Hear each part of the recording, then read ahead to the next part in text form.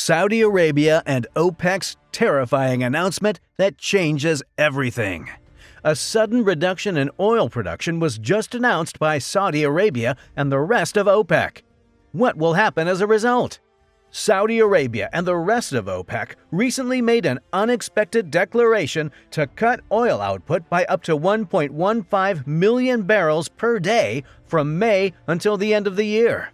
Prices may rise globally as a result of this choice, which could benefit Russian President Vladimir Putin in his ongoing conflict with Ukraine. Due to the present inflation rate, this decision may potentially result in higher fuel prices for Americans and other people throughout the world. As a result, this choice may further sour relations with the United States, which has pressured Saudi Arabia and other allies to increase output in order to drive down prices and hurt Russia's economy. So, now we're going to break down all you need to know about this recent revelation that may have an effect on the worldwide oil business. Saudi Arabia and OPEC. The output reduction was well publicized. A group of nations that produce oil, led by Saudi Arabia, decided to cut production by 1 million barrels per day. Analysts soon shared their thoughts on the motivations behind this choice. Some saw it as a method to attack the Biden administration, while others saw it as a move towards closer ties with China. It might, however, just be Saudi Arabia defending its own interests in the Gulf region. The majority of individuals were taken aback by the abrupt action. "It won't be as bad as people imagine," declared President Joe Biden in a swift response. The worldwide oil benchmark, Brent crude, rose from $75 to $85 per barrel as a result of the news in just 10 days, though.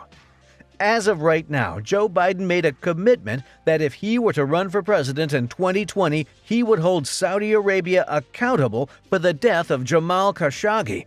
The Crown Prince of Saudi Arabia was thought to have given the journalist's gruesome murder his approval, according to the U.S. intelligence community.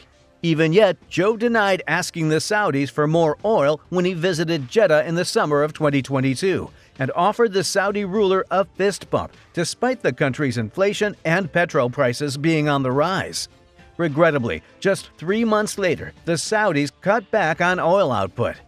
When oil prices decreased, the Biden administration didn't replenish the Strategic Petroleum Reserve.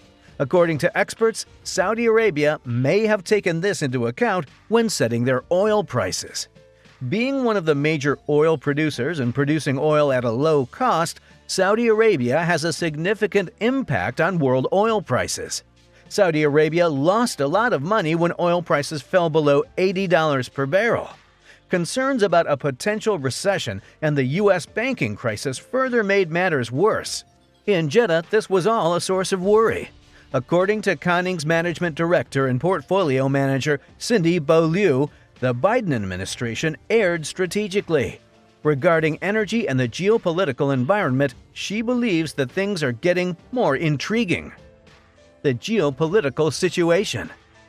Although it could appear that Saudi Arabia is disrespecting Biden, there may be other factors at play. Saudi Arabia, like many other nations, once thought of the globe as a theater of conflict between the U.S. and the Soviet Union during the Cold War. They are currently attempting to forge relationships that are not exclusively based on military might. This is partially a result of developments in their own domestic and worldwide needs. According to BCA research, the latest OPEC 2.0 production cuts represent a significant effort to stop prices from falling owing to a potential supply crisis. They think it does so in response to the aggressive monetary policy moves made by significant central banks, particularly the Fed. Saudi Arabia's recent actions. Saudi Arabia's recent measures, in the opinion of BCA, demonstrates a significant shift in its economic and political priorities. It is a significant change that the nation now prioritizes its own interests. This action, in the opinion of BCA, will only widen the gulf between Saudi Arabia and the U.S. Additionally, Saudi Arabia is undergoing a significant modernization process and depends more and more on Chinese financial and technical assistance. The invasion of Ukraine by Russia and China's efforts to arbitrate between the two nations have made this situation even more dangerous. For the first time since 2016, the foreign ministers of Saudi Arabia and Iran met on April 6 in Beijing to discuss plans for restoring embassies and consulates in each other's nations. Last month, China was a key factor in bringing the two nations together to re-establish diplomatic ties. Nevertheless, despite this encouraging development, Roberta Caselli, a commodities research analyst at Global.X, pointed out that the conference has yet to show any clear direction in terms of pricing pressure on oil, although China's foreign policy has won a big success with this conference. In addition, the Saudi Crown Prince stated that he is no longer concerned with appeasing the United States. Saudi Arabia's Crown Prince Mohammed bin Salman reportedly told his friends last year that he was no longer interested in winning over the U.S., according to the Wall Street Journal. He claimed that instead, his country would only help the Western nation if they were given something in return. The decision by OPEC to reduce oil production by around 1.2 million barrels supported his position. In light of this, it can be seen that the prince's remarks were not mere platitudes. With Russia and other OPEC member nations, Saudi Arabia, which is the largest oil producer, came to this conclusion. Will oil go back to 100? In response to the cuts, the Biden administration stated that they were not advisable. Despite this, the news of the production cut, which is anticipated to raise oil prices, was well received by oil-focused ETFs. So, is a return to $100 per barrel for oil possible? Oil analysts predict that due to Saudi Arabia's planned reductions in production starting in May, oil prices could rise to $100 per barrel. This will take place just before the peak of the U.S. summer driving season, when demand for petrol will be at its maximum. Concerns exist, though, regarding the status of the U.S. economy. According to recent data, the manufacturing sector is contracting. More individuals are filing for unemployment benefits, and bond yields are decreasing. Because of this, many people think that the U.S. may experience a recession this year, even if the economy is expanding. If that were to happen, individuals would require less energy or would use it more effectively. The government also updated its data on the number of applicants for unemployment benefits each week. This suggests that the job market may have weakened earlier than previously anticipated.